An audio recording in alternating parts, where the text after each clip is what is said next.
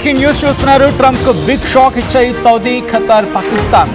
ఇజ్రాయెల్తో Abraham Accord ఒప్పందాన్ని తిరస్కరించాయి Saudi, Qatar, Pakistan. దానికి సంబంధించిన బిగ్ బ్రేకింగ్ న్యూస్ చూస్తున్నారు. అబ్రహాం అకార్డును విస్తరించాలన్న ట్రంప్ ఆశలకు గట్టి ఎదురుదెబ్బ తగిలింది. పాలస్తీనాకు ప్రత్యేక దేశ హోదా దక్కకుండా అబ్రహాం అకార్డులో చేరే ప్రసక్తే లేదు అంటోంది సౌదీ. Interesting development. ఏమంటోంది? పాలస్తీనాకు ప్రత్యేక దేశ హోదా దక్కకుండా అబ్రహాం అకార్డులో చేరే ప్రసక్తి లేదంటూ సౌదీ అరేబియా తేల్చి చెప్పిందంటే అర్థం చేసుకోవచ్చు. అక్కడ ఎటువంటి స్ట్రాంగెస్ట్ లైన్స్, ఎటువంటి తీవ్ర వ్యతిరేకత వ్యక్తమైందనేది. ఎందుకంటే అది మామూలు విషయం కాదు అబ్రహాం అకార్డులో చేరడం అనే అంశానికి సంబంధించి. దీని మీద ఆర్టీఓ ఒక ప్రత్యేకమైన వీడియో కూడా చేసింది. వీడియో సెక్షన్లోకి వెళ్తే కనుక మీకు ఆ వీడియో క్లియర్గా కనిపిస్తుంది. ఎందుకంటే పూర్తి స్థాయిలో ఈ అంశానికి సంబంధించి మాట్లాడుకున్న సందర్భం కూడా అక్కడ ఉంది. దాంట్లో చాలా అంశాలు ప్రస్తావించడం జరిగింది. అబ్రహాం అకార్డుకి సంబంధించి ఏ అంశాలు దాంట్లో ప్రస్తావించడం జరిగింది, ఏ అంశాలు దాంట్లో ప్రతిపాదించడం జరిగింది, ఏ అంశాలు ఉన్నాయి, అసలు ఎందుకు వాళ్ళు అగ్రీ లేరు, ఇవన్నీ కూడా అది మరి కాసేపట్లో నేను కూడా చెప్పే ప్రయత్నం చేస్తాను. అయితే అబ్రహాం అకార్డు ప్రతిపాదనను అంగీకరించము అంటూ కూడా ఖతార్ చెప్పుకొచ్చింది. అమెరికా తెచ్చిన ఒత్తిడికి లొంగకుండా అబ్రహాం అకార్డు కూటమికి దూరంగా ఉంటామంటూ పాకిస్తాన్ చెప్పింది. పాలస్తీనా కోసం అమెరికాను ఎదిరించింది అరబ్ అలాగే ఇస్లామిక్ దేశాలు. ఇటువంటి నేపథ్యంలో ఇప్పుడు ఏం జరగబోతుంది? ఎందుకంటే ప్రస్తుతం ఉన్న ఉద్రిక్త పరిస్థితుల్లో అబ్రహాం అకార్డుపై సంతకాలు చేసే ప్రసక్తే లేదు అంటూ కూడా గల్ఫ్ దేశాలు చెప్పుకొచ్చాయి. ఎందుకంటే దశాబ్దాలుగా ఒకరినొకరు శత్రువులో చూసుకున్న దేశాలు, యుద్ధాలు, బాంబులు, అక్కడ మత విద్వేషాలు, చమురు రాజకీయాలు. ఒకప్పుడు ఇజ్రాయెల్ పేరు వినడానికి చిరాకెత్తిపోతూ ఉంటాయి అరబ్ దేశాలకి. ఇప్పుడు అదే దేశంతో బిజినెస్ చేస్తూ ఉన్నాయి, కలిసి టెక్నాలజీ షేర్ చేసుకుంటున్నాయి, డైరెక్ట్ ఫ్లైట్స్ నడుపుతూ ఉన్నాయి. అసలు మిడిల్ ఈస్ట్లో ఒక్కసారిగా ఏమైందనే క్వశ్చన్ రైజ్ అయింది. ఎందుకు శత్రువులు స్నేహితులు అయ్యారు? అసలు ఈ అబ్రహాం డీల్స్ వెనుకున్న అమెరికా ప్లాన్ ఏంటి? ఎందుకు ఇంతలో టెన్షన్ పడుతోంది? అంటే పాకిస్తాన్ ఎందుకు ఒప్పందాలకు నో వే చెబుతూ ఉంది? ఇది కేవలం పీస్ డీలా కాదు, మిడిల్ ఈస్ట్కి సంబంధించి. మిడిల్ ఈస్ట్లో పవర్ బ్యాలెన్స్ను మార్చే జియో పొలిటికల్ గేమ్ ఇది. అసలు ఈ డీల్స్ బ్యాక్ స్టోరీ ఏంటి అనేది ఆల్రెడీ ఒక డీటెయిల్ స్టోరీ ఆర్టీవీ పెట్టింది, వీడియో సెక్షన్లో ఉంది. You can go through with that. అయితే నేను ఒకసారి మళ్ళీ చెప్పే ప్రయత్నం చేస్తున్నాను. వీటి గురించి పూర్తిగా తెలియాలంటే కనుక మనం కనీసం ఒక 70 ఏళ్ల వెనకాల, ఇంకా కుదిరితే ఒక 80 ఏళ్ళ వెనక్కి వెళ్ళాలి. ఇజ్రాయెల్ అలాగే అరబ్ కంట్రీస్ మధ్య శత్రుత్వం ఎలా మొదలైంది, ఈ శత్రుత్వం ఎలా స్టార్ట్ అయ్యింది తెలుసుకోవాలి. అది 1948 ఇజ్రాయెల్ దేశం ఏర్పడింది. అప్పుడు కొంచెం అటు ఇటుగా ఆ అంశానికి సంబంధించి. అయితే అప్పటి నుంచి చాలా అరబ్ కంట్రీస్ ఇజ్రాయెల్ని ఒక దేశంగా అంగీకరించలేదు. ఇప్పటికీ చాలా దేశాలు అంగీకరించవు ఇజ్రాయెల్ని ఒక దేశంగా. ఎందుకంటే అక్కడ పాలస్తీనా అంటే గాజా, పాలస్తీనా భూములను ఆక్రమించి ఇజ్రాయెల్ ఏర్పడిందని చెప్పి అరబ్ ప్రపంచం నమ్మింది. 1948 అరబ్ ఇజ్రాయెల్ యుద్ధం, దాంతోపాటు 1967 six day war, 1973 Yom Kippur war, ఇలా వరుసగా యుద్ధాలు జరిగాయి అక్కడ. ఇక అరబ్ దేశాలకి ఇజ్రాయెల్ అంటే అస్సలు పడదు. ఇజ్రాయెల్కు చుట్టూ ఉన్న దేశాలన్నీ ప్రమాదమే. ఇఫ్ పాసిబుల్ ఒక్కసారి ఇజ్రాయెల్ మ్యాప్ని చూపించే ప్రయత్నం చేద్దాం. ఇజ్రాయెల్ చుట్టూతో ఉన్న మ్యాప్ మనం చూసే ప్రయత్నం చేస్తే అర్థమవుతుంది ఎందుకనేది. ఎందుకంటే మీకు గుర్తుంటే అమెరికాకు అవసరం ఇజ్రాయెల్. అక్కడ తను ఏమంటారు, అమెరికాకు వాళ్ళ అస్తిత్వం, ఎగ్జాక్ట్గా ఇజ్రాయెల్ అస్తిత్వం అమెరికాకు ముఖ్యం. ఒకవేళ ఇజ్రాయెల్ అనేది అక్కడ లేకపోతే కనుక ఇటు అరబ్ దేశాల మీద పట్టుపోతుంది. ఇరాన్ వరకు విస్తరించాలనుకున్న తన పవర్ గేమ్ అనేది డ్యామేజ్ అవుతుంది. ఇక్కడ పాకిస్తాన్ కీలకం. చైనా భారత్కి చెక్ పెట్టాలంటే కనుక అఫ్కోర్స్ అనుకుంటుంది, కానీ ఏం చేయలేదు అది. సో అటువంటి వ్యూహం ఒక్కొక్క చోట ఒక్కొక్కరిని పెట్టుకొని పబ్బం గడుపుకునే ప్రయత్నం అమెరికాది. బ్యాక్ టు ద సబ్జెక్ట్, హెరిట్ అగైన్. అరబ్ దేశాలకు ఇజ్రాయెల్ అంటే అసలు పడదు. ఇజ్రాయెల్ చుట్టూ ఉన్న దేశాలను కూడా ప్రమాదకరంగా ఉంటాయి. అది ఇజ్రాయెల్కి సంబంధించి మాట్లాడుకున్న కాంటెక్స్లో. కానీ ఇది కేవలం భూ వివాదం కాదు, మతపరమైన భావోద్వేగం కూడా. ఎందుకంటే జెరూసలేం యూదులు, ముస్లింలు, క్రైస్తవులకు కూడా ఇది పవిత్ర స్థలం. అందుకే ఈ గొడవ మరింత కాంప్లికేట్ అయింది. సో దీనికి సంబంధించి మాట్లాడుకోవాలంటే బ్యాక్ ఇన్ 2020 ఆ టైంలో మాట్లాడుకుంటే కనుక ఒకసారిగా ప్రపంచాన్ని షాక్ గురి చేసిన సంఘటన జరిగింది. ఏంటది? ఇజ్రాయెల్తో UAE యునైటెడ్ అరబ్ ఎమిరేట్స్ చేతులు కలిపింది.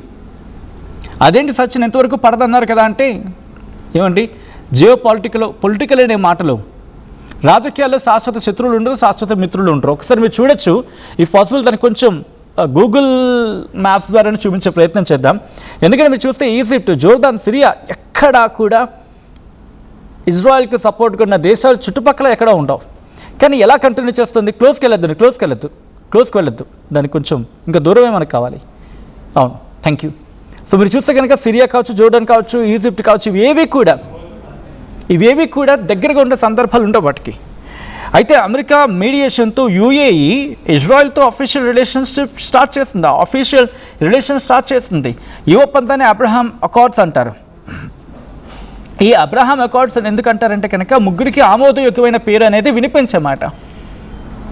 సో ఆ తర్వాత కొద్ది రోజుల్లోనే బహ్రెయిన్ కూడా చేరింది. ఆపై మొరాకో, సూడన్, ఇలా ఒక్కో దేశం ఇజ్రాయెల్తో రిలేషన్స్ని పెంచుకున్నాయి. అప్పటి వరకు ఎనిమీస్గా ఉన్న దేశాలు ఒక్కసారిగా వీఆర్ ఫ్రెండ్స్గా మారిపోయాయి. ఇది ట్విస్ట్ అంటే. అండ్ ఈ డీల్కు అబ్రహాం అనే పేరు పెట్టడంలో కూడా ఒక సింబలిజం ఉంది. ఇదేం నార్మల్ మాట ఏం కాదు. ఇందాక నేను అన్నట్టుగా ముగ్గురికి ఆమోదయోగ్యమైన పేరుగా మాట్లాడుకుంటుంది అమెరికా. ఇన్సైడ్కి వెళ్తే కనుక చాలా డెప్త్ ఉంటుంది స్టోరీలో.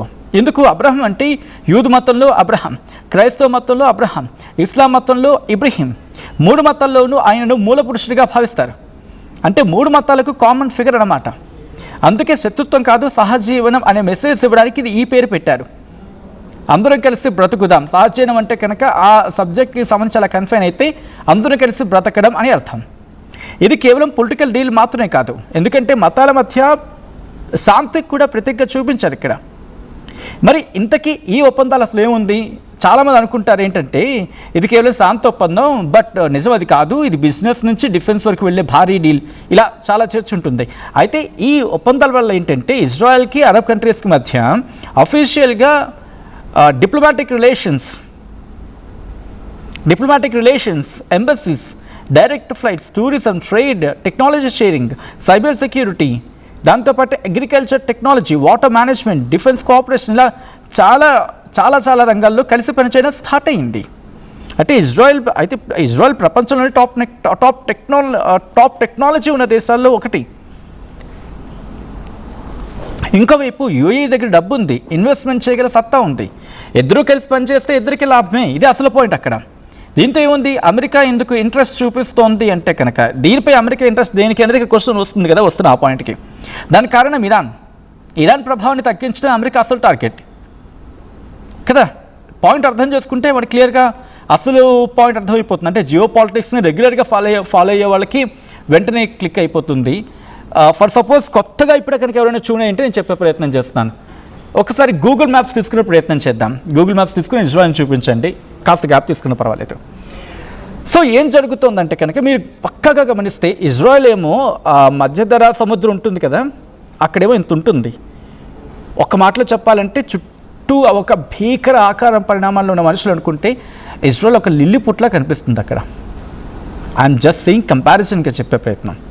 కానీ ఆ లిల్లీ పుట్ అక్కడ అస్తిత్వం అనేది వాళ్ళకే కాదు, అమెరికాకి ఇంపార్టెంట్. వరల్డ్ మ్యాప్ని మీరు ఎవరైనా తీసుకొని చూడండి, మీ దగ్గర ఉంటే జస్ట్ టేక్ 2 seconds 3 seconds ఈ కథను చూస్తున్న వాళ్ళు ఎవరైనా కొత్తగా చూడండి.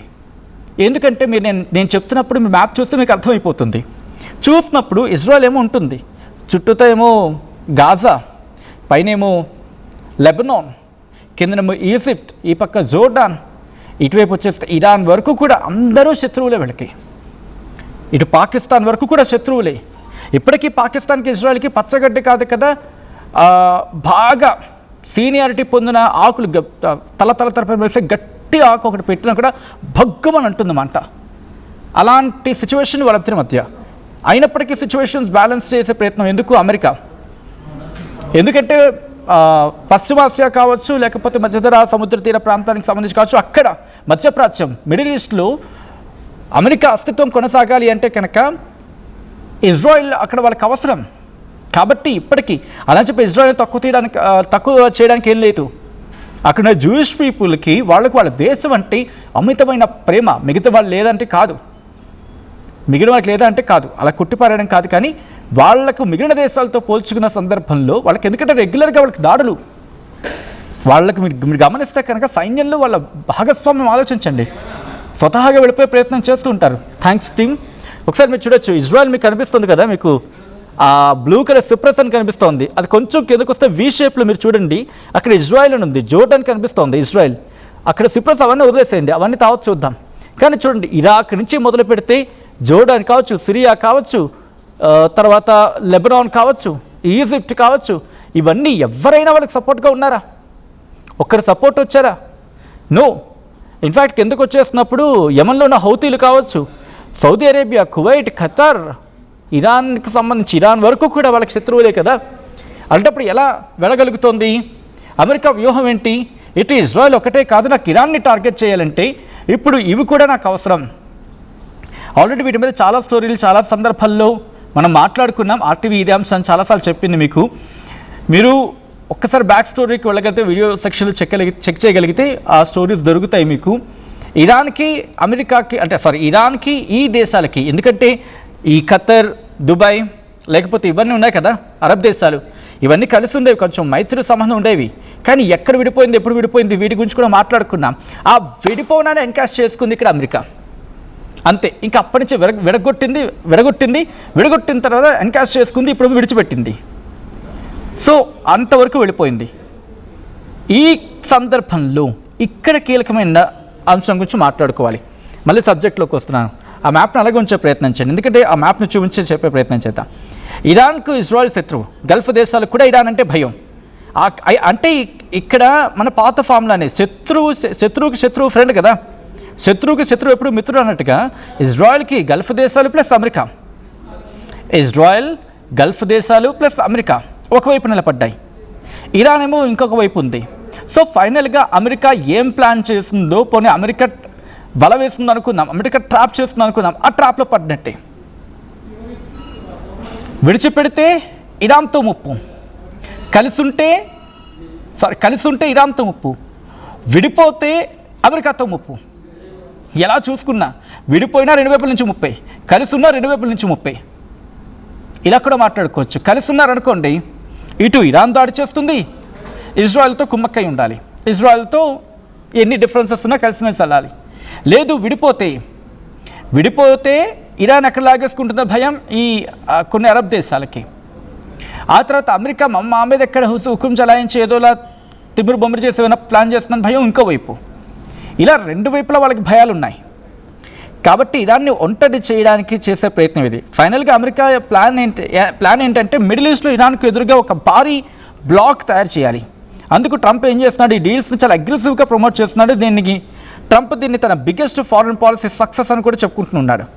అయితే ఒప్పందాలకు పాకిస్తాన్ మాత్రం దూరంగా ఉంది, ఎందుకంటే దీనికి 3 రీజన్స్ ప్రధానంగా. ఒకటి పాలస్తీనా అంశం, రెండోది పాకిస్తాన్ మొదటి నుంచి పాలస్తీనాకు మద్దతుగా ఉంది, గాజాకు మద్దతుగా ఉంది. తేడా కొడితే కనుక అక్కడి ప్రజలు వాళ్ళకి లాగా రంపగా కొడతారు. కాబట్టి ఇది. ఇక మూడోది, ఇజ్రాయెల్ని దేశంగా గుర్తిస్తే పాలస్తీనాకు ద్రోహం చేసినట్టు అవుతుందని చెప్పి పాకిస్తాన్ వర్షన్. ఇక దీంట్లో ఇంకో కీలకమైన అంశం ఏంటంటే దేశీయంగా మతపరమైన ఒత్తిడి ఉంటుంది. పాకిస్తాన్లో ఇజ్రాయెల్ వ్యతిరేక భావనలు బలంగా ఉంటాయి. ఇజ్రాయెల్తో సంబంధాలు పెంచుకుంటే దేశంలో పెద్ద రాజకీయ సంక్షోభం వచ్చే అవకాశం ఉంది. ఆ తర్వాత ఇరాన్ ఫ్యాక్టర్, పాకిస్తాన్కి ఇరాన్తో వ్యూహాత్మక సంబంధాలు ఉన్నాయి. ఇరాన్కు వ్యతిరేకంగా కనిపించే కూటమిలో చేరడానికి పాక్కి ఆసక్తి లేదు. అందుకే ఇప్పటివరకు పాకిస్తాన్ అబ్రహాం అకార్డులో చేరటం లేదు, దూరంగా ఉంది. సో ఇప్పుడు మొత్తం అబ్జర్వ్ చేస్తున్నది ప్రపంచం ఒక్కటే, సౌదీ అరేబియా ఒప్పందాల్లో చేరుతుందా లేదా అనేది. ఖనిగా చెప్పేస్తుంది లేదు మేము చేరమని చెప్పి. ఎందుకంటే సౌదీ చేరితే మిడిల్ ఈస్ట్ రాజకీయాలు పూర్తిగా మారిపోతాయి. ఆ తర్వాత ఇజ్రాయెల్కు అదొక డిప్లొమాటిక్ ట్రీ అవుతుంది. అమెరికా కూడా అదే కోరుకుంటోంది. పాలస్తీనా యుద్ధం, గాజా సంక్షోభం, వీటి కారణంగా ఇది ఇప్పుడు చాలా కాంప్లికేట్ అయింది. ఒకవైపు పీస్ డీల్, ఇంకోవైపు యుద్ధాలు. ఇలా మిడిల్ ఈస్ట్ సిచ్యువేషన్ ఒక మాటలో చెప్పంటే క్లమ్జీగా ఉంది. ఒకప్పుడు యుద్ధాలు చేసిన దేశాలు ఇప్పుడు బిజినెస్ చేస్తూ ఉన్నాయి, శత్రువులేమో పార్ట్నర్స్ అవుతున్నారు. ఇవన్నీ ప్రెసెంట్ సిచ్యువేషన్కి ఎంతవరకు వర్కౌట్ అవుతాయి అన్నదే కదా అర్థం కాని ప్రశ్న. అయితే ఈ అబ్రహాం అకార్డ్ నిజంగా మిడిల్ ఈస్ట్కి శాంతిని తీసుకొస్తుందా? Biggest question mark. లేకపోతే ఇరాన్కి వ్యతిరేకంగా తయారవుతున్న ఒక కొత్త జియో పొలిటికల్ బ్లాక్గా చూడాల్సి వస్తుందా అన్నదో బిగ్గెస్ట్ క్వశ్చన్ మార్క్. ఇజ్రాయెల్తో అరబ్ దేశాల చేతులు కలపడం సరైందేనా అంటే కనుక as of no answer for this question. We have to wait and watch అంతే. బట్ పాకిస్తాన్ తీసుకున్న నిర్ణయం మాత్రం బిగ్గెస్ట్ క్వశ్చన్కి రైజ్ చేస్తూ ఉంది. సో మొత్తంగా ఈ అంశం మీద క్లియర్గా మాట్లాడుకోవాలంటే ఇంకా మాట్లాడుకోవచ్చు, ఇంకా విశదీకరించి మాట్లాడుకోవాలంటే మాట్లాడుకోవచ్చు. కానీ ఇప్పుడున్న సిచ్యువేషన్లో మాత్రం దీని గురించి ఇంత మాట్లాడుకోవాలి. సో మొత్తంగా ఏం జరిగే అవకాశం ఉందనేది మాత్రం ఆసక్తికరంగా మారుతుంది. మీరేమనుకుంటున్నారో కామెంట్ చేసే ప్రయత్నం చేయండి.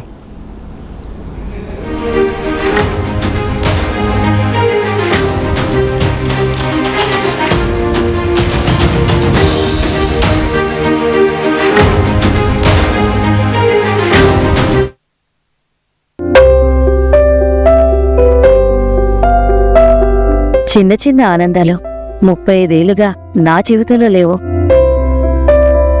35 ఏళ్లుగా నేను డైపర్లలో బ్రతికాను. 6 సెంటీమీటర్ల ఫిస్టులా నా మూత్రాశయంలో లీక్ కారణమైంది. ఎవరూ నాకు సహాయం చేయలేకపోయారు.